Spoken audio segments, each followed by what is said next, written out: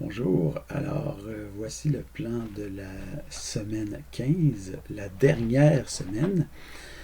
Donc vous avez au programme un seul et unique exercice qui va vous faire pratiquer le multiprocessing que j'estime qui devrait durer environ 5 heures. Donc c'est sûr que c'est un exercice qui en fait qui est de difficulté peut-être un peu grandissante. Donc le début de l'exercice va peut-être se faire assez facilement.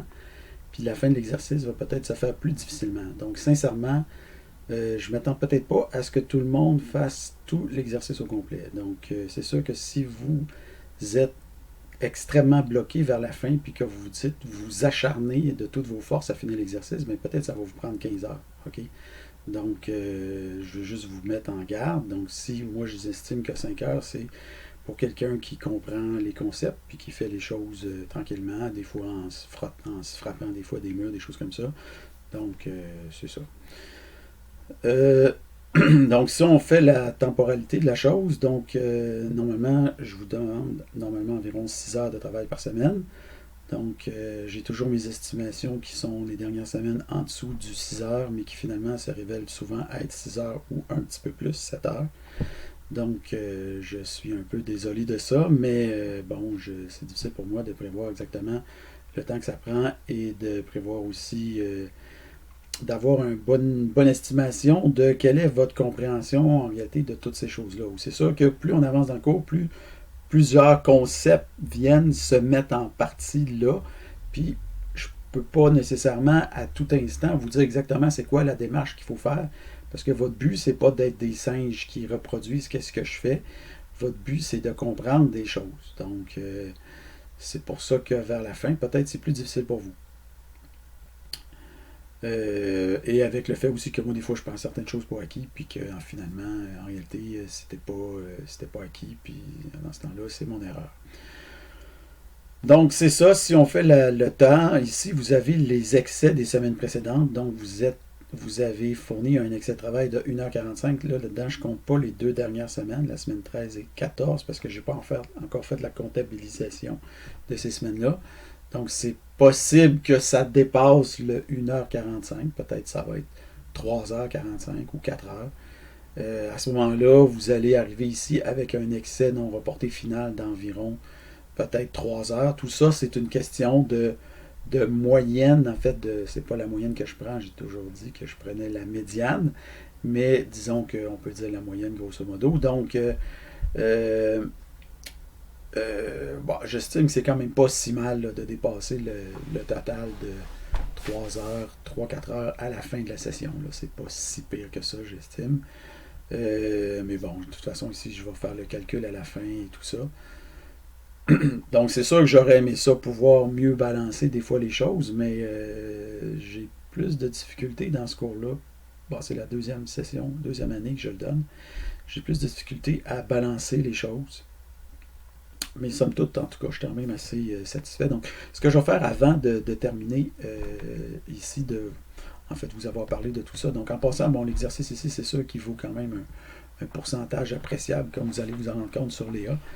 Donc, c'est ça. Mais bon, votre objectif, c'est d'avoir 50% dans le, le travail final. Donc, avoir 50% du 40% du 40% que vaut le travail final et 60% dans la session. Donc, c'est pour ça que je vous dis, l'exercice Python 13X, vous acharnez-vous pas à le faire jusqu'au bout si vous êtes totalement bloqué. Puis à un moment donné, il n'y a plus rien qui marche. Là, laissez faire ça. Je veux dire, si vous avez 6 sur 10 dans cet exercice-là, puis vous avez 80-90% dans tout ce que vous avez fait jusqu'à maintenant dans la session, ça va bien aller.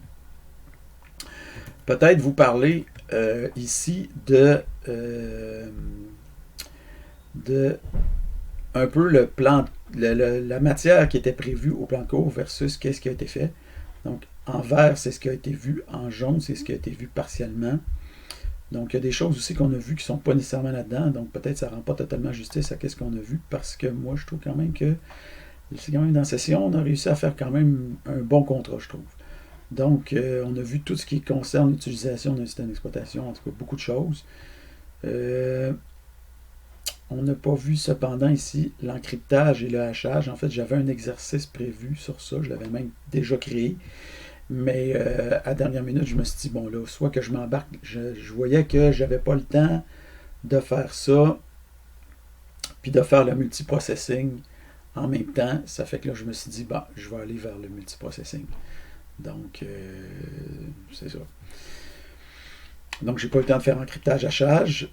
Mais la sécurité des applications, quand même, on a parlé un peu, on a fait les attaques justement par injection de code, des choses, déni de service, injection de code. Donc, on a parlé un peu de ces choses-là. Donc, on a quand même couvert en partie la chose.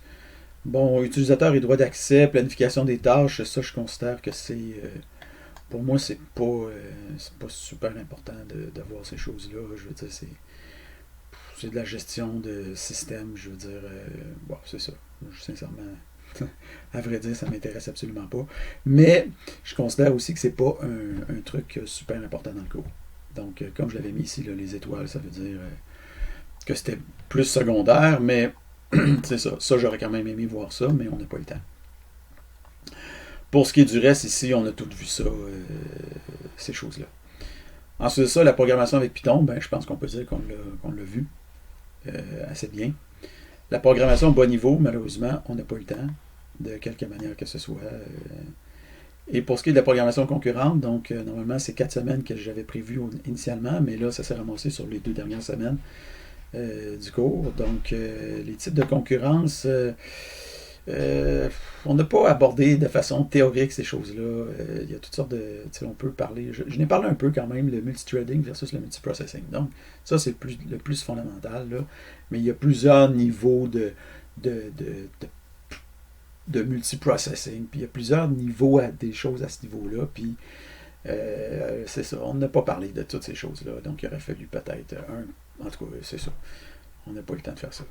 Puis, c'est ça, granularité, donc c'est ça. On a parlé un peu justement des processus versus les threads, les machines. Donc, mais disons qu'on n'a pas parlé théoriquement de ces choses-là. On n'a pas parlé aussi de la théorie. Il y a toutes sortes de théories là-dedans, comme la théorie de, ben c'est ça, les blocages mutuels, interblocage entre processus, les famines, bon, ce genre de choses-là. Donc, disons qu'on n'a pas eu le temps d'asseoir théoriquement les choses, mais je pense que le fait de l'avoir fait pratique, c'était plus important la pratique que la théorie. Mais la théorie est intéressante aussi pour mieux asseoir ou comprendre la pratique dans sa globalité. Donc c'est pour ça, moi je considère que les deux sont importants, la théorie et la pratique. Mais si j'ai le choix entre la théorie et la pratique, je fais la pratique avant la théorie. Donc c'est ça. Alors voilà, somme toute, je suis quand même assez satisfait, mais c'est sûr qu'il y aurait peut-être encore un petit peu de place à l'amélioration. C'est sûr, dans un contexte COVID aussi, c'était un peu plus difficile de bien gérer tout ça. Donc voilà, j'espère que vous avez quand même apprécié ce qu'on a fait dans le cours.